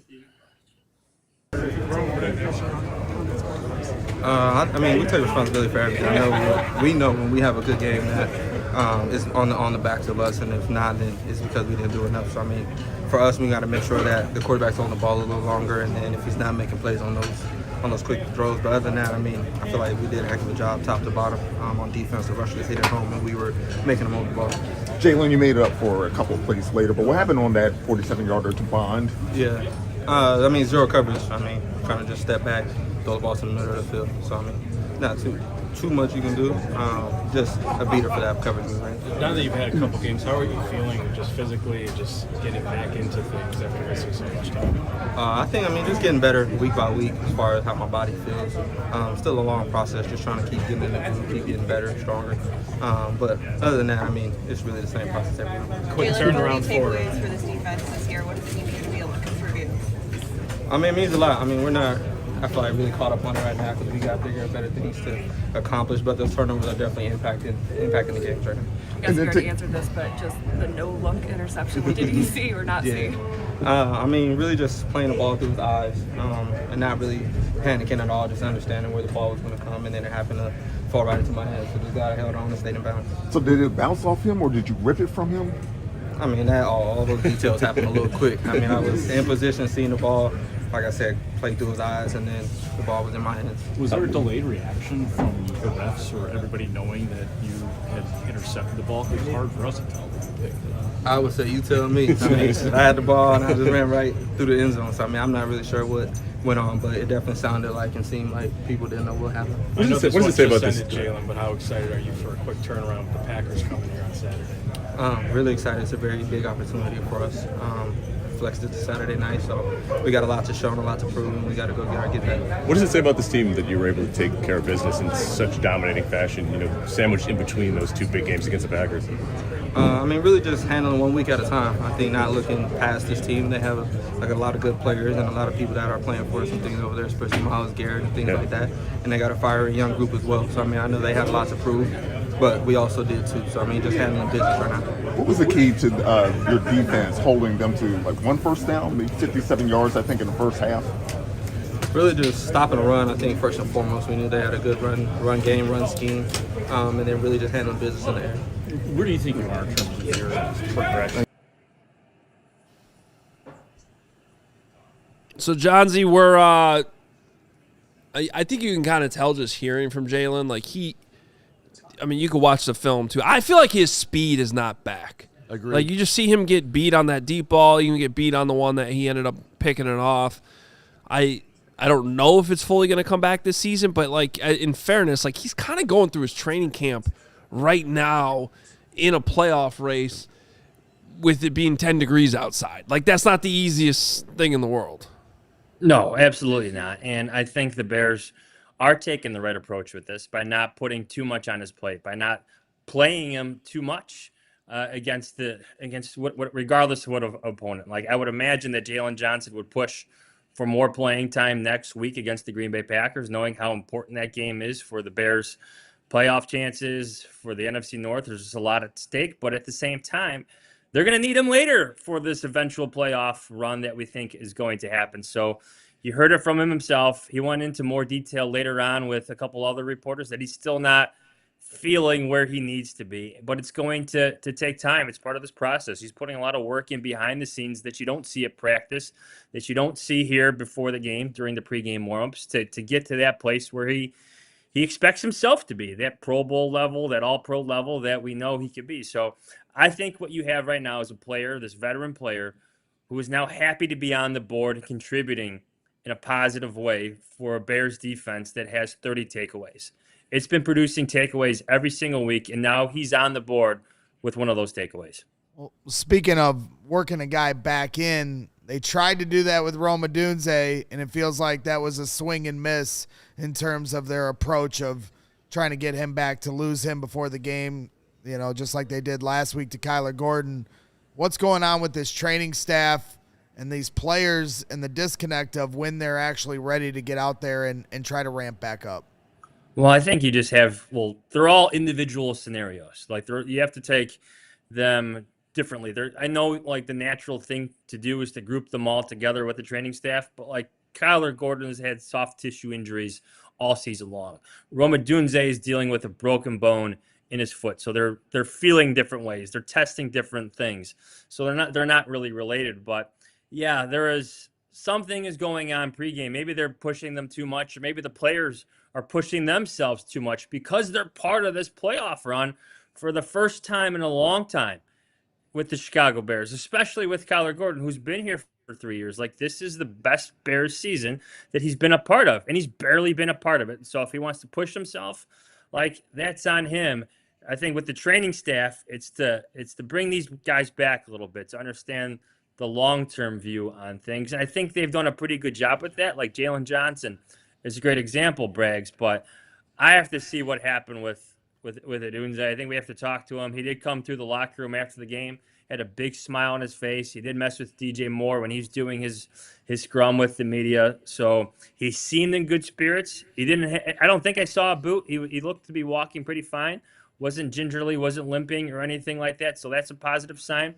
And again, I think the conditions may have been a factor, just maybe overall for some of these players. Yeah, I was just saying the Jaylon thing. I mean, I'm sure he's thrilled. The Bears are 10-4. He's back out there and he's playing. He got a pick today and all of it. But this was not the way that Jaylon envisioned the team turning around and where he's at in the hierarchy of it. Like, Jaylon's been a front and center guy who's like you have to talk to all week long. He's just kind of been quiet since he came back because he's not, playing at the level. So hopefully, 3 more weeks of the regular season, he can be, a lot closer to 100% by the playoffs because he deserves it. Yeah, it takes time coming back from that type of injury, and especially it's the speed position. He probably doesn't feel as comfortable in and out of the breaks, opening up in stride. So I expect him towards the end of the season to be 100%. But want to get back into the Rome situation because it's something we talked about in the pregame, and I thought just like we talked about, it's a bone injury. And you kind of thought with Cleveland, Rome being the best receiver, why not rest him another week and then reevaluate against the Packers, even if you potentially shut him down for most of the regular season in hopes of getting him 100% healthy for the postseason. I kind of just didn't understand why they brought him back. Was there any kind of thought of that by you? Well, I think that goes to the point of how important this game was emphasized behind the scenes by Ben Johnson. You could call it a must-win, but a have-to-win, anything you want to do to describe this game. This was one that the Bears wanted to get sandwiched between 2 all-important games against the Packers. They couldn't let this one slip by. It's too important in the overall standings of this playoff race to look past because you have the Packers coming up next. So, Corey, maybe that's part of it. Again, like I saw Rome Odunze in the locker room afterwards. Didn't seem to be limping. Didn't have one of those carts where you push through and he's got one leg up there. I didn't see any crutches. He was smiling. He was joking around with DJ Moore. So maybe this is a safer than sorry approach, considering how bad the factors are out there. Maybe the cold was just too much for the broken bone in his foot, which, I would understand that. But we'll have to see. Starting Tuesday when the injury reports start to come out for the Bears because you have the Saturday game. All right, Johnsy, great stuff. I want a full report on where the Pigeons went. And how much that changed the game because, the Pigeons disappeared and the Bears got back on track. It's true. It's a good point. So yeah. Great reporters would. At some point, like, there were some players who noticed them. Like, you can't see this on the broadcast, but Nashawn Wright at one point was, like, trying to chase them away because they're, like, literally 5 yards behind him, and he's in a back pedal. So there were points in this game where, like, is a player going to trip into a pigeon? Is a pigeon going to fly into a player? Because they were that close, and they weren't leaving the field for the entirety of the first half. So it is kind of curious where they went because they were struggling to fly out of this stadium for a long period of time. Well, if they were green or orange line pigeons, they're not going to move. You could kick them, and they'll just be like, I'm good. I'm coming back. Jahns, you know that if Greg Braggs was you, he wouldn't leave Soldier Field and would just stay there until next Saturday. So you might want to consider just, Well, that is not who Jahns is. He's going to be on the highway in 3.5 minutes. Yeah. Yes. Get to the right up, pigeon boy. Whoa! This guy's been Gregory. talking super disrespectful all day. Taking shots at me. Carm dragged me into this. I didn't mean to take you into this. It's the Rams are pissing me off. I apologize. I handled him earlier. Light work. Don't worry, Johnsy, we got They're him. behind 10 now. I got you. I see the scoreboard. Yeah, Lions up 10 now. Broncos are up 1 on the Packers. Are in field goal position right before the end of the half. All right. Johns, great stuff. We'll be reading you. Diehards get it. Code Jahns, Jahns. That's where you get all Awesome content from Johnsy, Pat Norton, newsletter in the morning. We'll have Hoge and Jahns live at 9 a.m. tomorrow. Shout out, Pat See you, boys. See you, Johnsy. Yeah, I guess good news what he said about Rome, how he seemed like he was walking normal, seemed in good spirits. So maybe it was a thing. I'm hoping that he tried it out in warm-ups and just said, hey. Why didn't you just say then it's a precautionary move instead of he re-aggravated re-aggravated it? Then it makes it seem like. The weirdest thing about the Rome injury, because he's been dealing with a stress fracture all year. Rome Odunze was doing Air Jordan up and under basketball outstanding maneuvers in the locker room. So when? In the middle of the year. Okay, they didn't say he's hurt all year. It was suffered in the middle of the year. Well, it was around then. How do you know it wasn't? Maybe that's how he did it. Maybe you're breaking news right now. Yeah. I don't think so. Oh, no. I don't think so. I'm just saying, let's be accurate about this stuff. Violation Like, of his contract. at some point in the middle of the season was when he's been dealing with the stress fracture. How was it exactly reported? I have to go back and look at it. I'll table that till for tomorrow's show. But I don't. I would have just thought with the way Luther Burden has been emerging that you would have felt confident going into this game without him against the Browns. Could we not agree with that? Sure. Right? You didn't think this is a game that you had to have Rome back. Did anyone feel that way? No. I didn't. Greg's not listening. He's watching. I am listening, but I just going into the game, I just leave no stone unturned. Don't take any game for granted. Whoever can get out there and play, they need to win this game badly. That's how I look at it. That's how. See, and that is a coaching philosophy. That is a neurotic fan philosophy. I mean that with all love, and is also the philosophy. Not the same thing, and I don't want to create a big whatever here, but it was also the philosophy they got Derrick Rose injured. He didn't need him. Shouldn't have been out there, man. So sometimes you do different. What's that? It's a lot different. Well, it is and it isn't. It is and it isn't. Not to go on a tangent, but they were up 30 on the Sixers in Game 1 of the playoffs. They were already in the playoffs. The game was at hand, and he was trying to get a triple-double to finish the game. This is the Bears trying to make the playoffs. Right, but that also the only similarity then that maybe we can agree upon is that he was an injured player all that year, and he was being put out there and put in harm's way when he was dealing with a lot. And Rome is in his second year in the league. Top 10 pick. So you have future plans. So you do have you got a lot at stake here in how you handle this. A lot at stake. Packers kicked a field goal to end the half. They're up 16-14. Broncos actually giving a pretty good fight. I didn't have very high expectations for the Broncos in this game, but they're playing decently well. But the Packers are playing better than them with the 16-14 lead.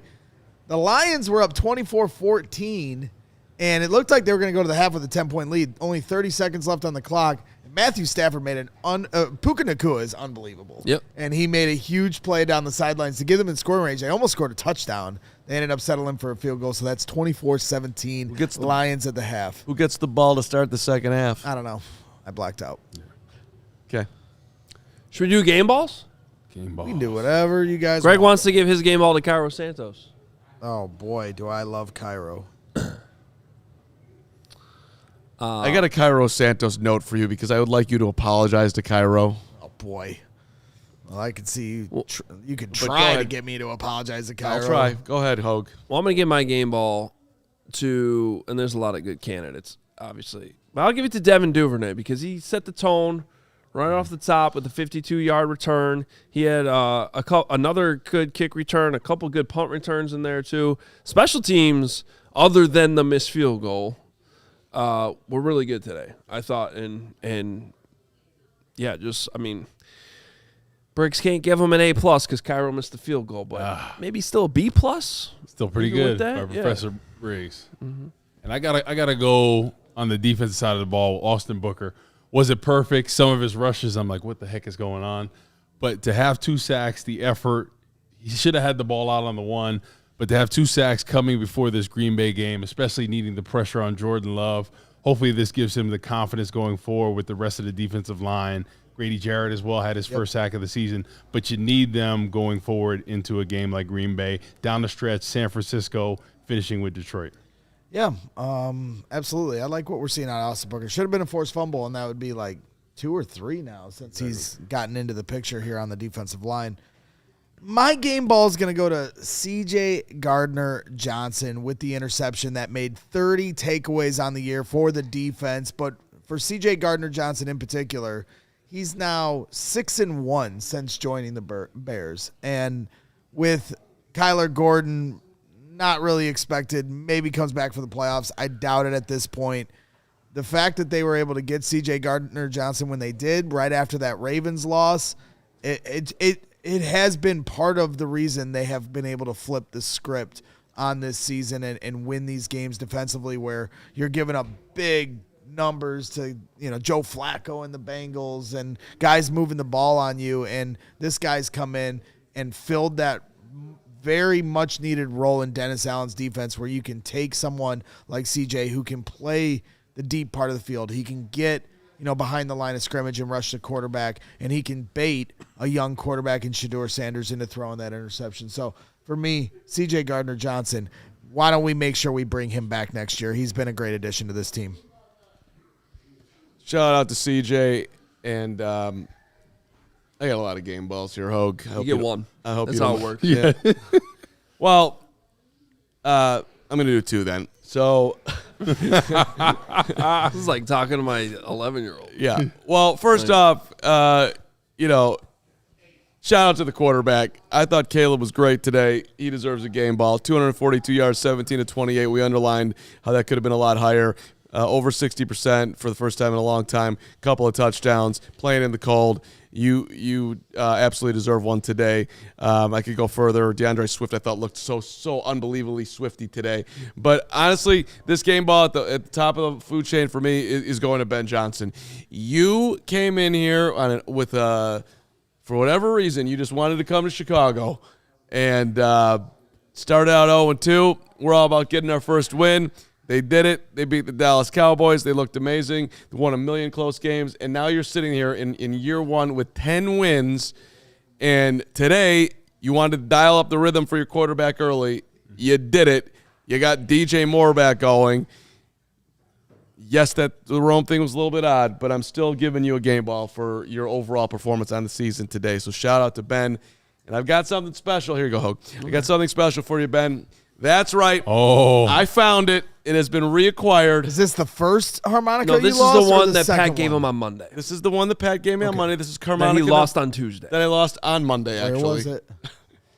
But it's a little higher pitched harmonica. Me. Let's not forget you blamed me for stealing it. I did blame you for stealing it, and I think you took number 1, or you. Steven, you did. I want to know. Where was it? Where was it? Where was this one? The first one? Oh, this one? This one, apparently, when I got home from the holiday party, I put it in the cubby hole somewhere at home, and you did what? He put it where cubbies. He put it where he gets his takes from. But you left it in the stall. The cubby hole. That's right, in the cubby hole. I just feel so back right now, and so. By the way, I want to point out Guy Finley because he said that harmonica is a lower pitch, by the way, and I was thinking the same thing. Yeah. It sounds like it's lower, not higher. Yeah. I'm trying to make it lower because I'm learning how to play the harmonica in a different level. So I'm very excited about this. It's back. I've got toots for everybody. ton of people I want to shout out. We'll do that on the show tomorrow. Oh, Steven, can we do what I was asking you? We cannot do that? You sure?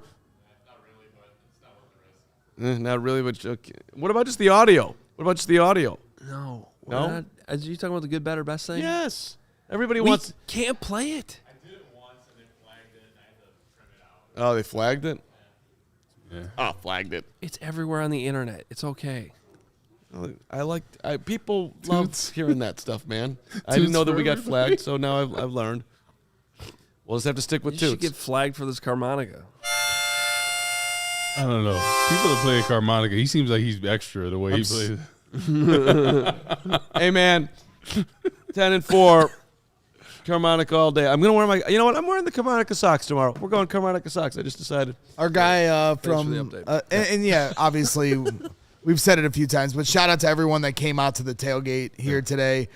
This has been you got to earn it kind of year at the tailgate with some of the weather that we've had to deal with. And today it was the cold. It's been the rain, sleet, snow, and then today it was the freezing temperatures. But shout out to everyone at the corner of Wabash and Cermak for coming out. Shout out to the Chicago Bears Tailgating Club and Tail Greeter and Jake and everyone that came together to kind of make it kind of a tent city of sorts for our tailgate, and kept everybody warm, and we certainly had a lot of fun, and it was great to meet everyone. And you talked to Alex from Wicker Park, or talked to them all. You talked to Jack, Alex and Jack.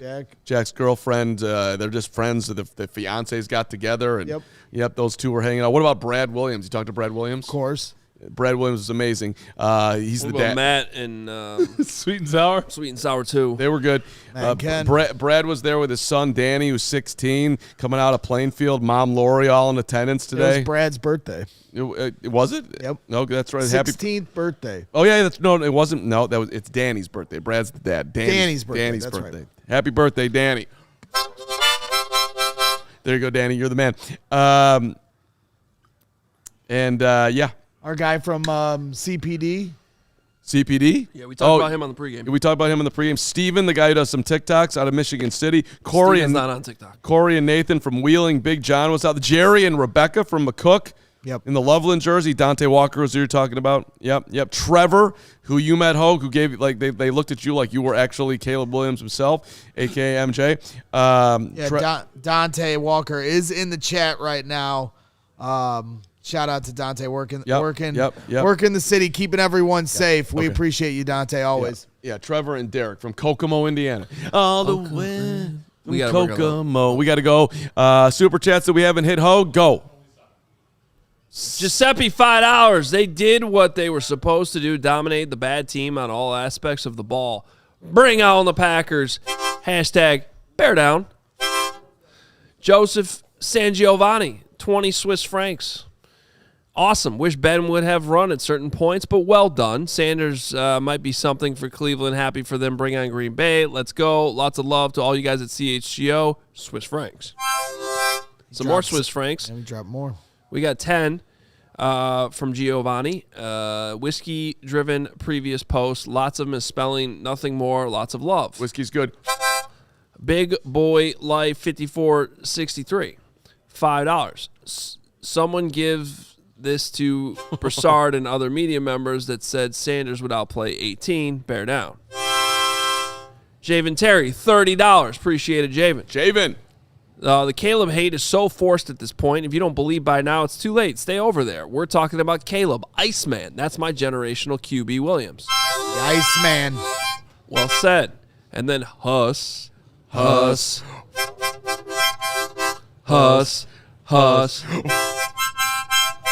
$20. Not in yet. I think we need 2 more wins to secure our spot in the tournament.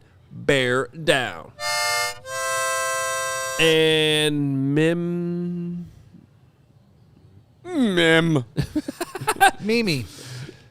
$5. Mimi. Is it Mimi? That looks like an L. Mimel. The Miminator. $5. It wasn't just the schedule. You could see them getting good, then better when the run game got going. Now their best all-around game of the year. I agree, but I also disagree because the best is coming on Saturday night. They beat Green Bay's ass. Let's go. We actually do have to go. James has a hockey game. All right. You have to go because you have another show. That's right. It's called Brick by Brick, the after show, and it's great. And Lance Briggs and Jerry Azumah going to be there with him. You have to write your grades. I do. And you have to go home. See you next week. And Steven has a lot more work to do. Shout out to the amazing Layla Bernfeld who played the Wizard of Oz today and dominated. I do have video for that. We don't have time for it, but it will be on tomorrow's overtime. Definitely sounds like a D-Block Monday thing. It's going to be amazing. Thank you for taking a great kid shout out into whatever you just did. Okay. I won't inform anybody that I shouted that out. Also, I want to end the show by saying Carman's a fraud. He tried to post a video today, jumping in a pool, making it look like it was today when it was 10 degrees. He actually filmed that on Friday. Oh, when it was a lot you're a warmer. liar. Fraudulent Carm. Fraudulent. Fraud. That is fraud work right there. It was free. It was so warm on Friday. Let me tell you, it was. But it wasn't today. That's fraud work. Fraud. Good, better fraud. Yeah, Fraud. fraud. Fraud. Great video. Fraud. The Carm Fraud. 23. Fraud. Follow me on Instagram. Fraud. Fraud. We all silly like the mayor.